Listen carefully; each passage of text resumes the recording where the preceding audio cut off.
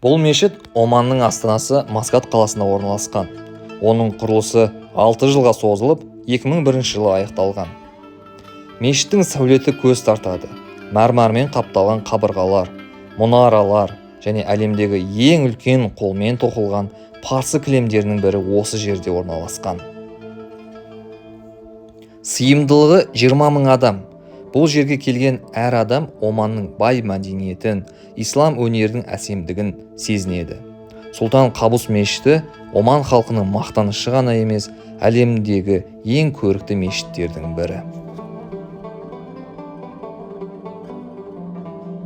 Сонымен басты кеңес бар ғой, негізінен кез келген осы мешіттерге келетін болсаңыздар, аш келіңіз ұмытпаңыздар. Өйткені ақ мрамормен көзбен күнмен шағылысып көз ашамайсың. Мысалы мен сияқты жүрмін. Негізінен осы үлкен Қубус мешіті Омандағы. Шыны керек Абу-Дабидегі мешіттен бір айырмашылық жоқ. Енді сондай ғой атмосфера. Біздің Астанадағы мешіттен басы ғой. Тіпті мен айтамын, біздің Астанадағы мешітте әдемірек деп ойлаймын. Сол кіру тегін. Міндетті түрде қыздар бас орамалын жабу керек. Ер кісілер шортикпен, сонда ашық киім болмау керек, майкамен болмау керек. Мешіттен шыққан соң Маскат қаласындағы тағы бір ерекше орынға бардық. Корольдік опера театры. Бұл Оманның мәдени орталығы болып саналады. Ғимараттың сәулеті өте әдемі, араб нақышында салынған. Өкінішке орай ішіне кіре алмадық. Тек сыртынан тамашалап, 5 минуттай суретке түсіп, әрі қарай жолымызды жалғастырдық. Енді жағалау мына осындай адамдар, бұл бағаны бізден қайықпен бірге түскен адамдар. Кішкене толқын бар. Дегенмен де түсіп көрейік.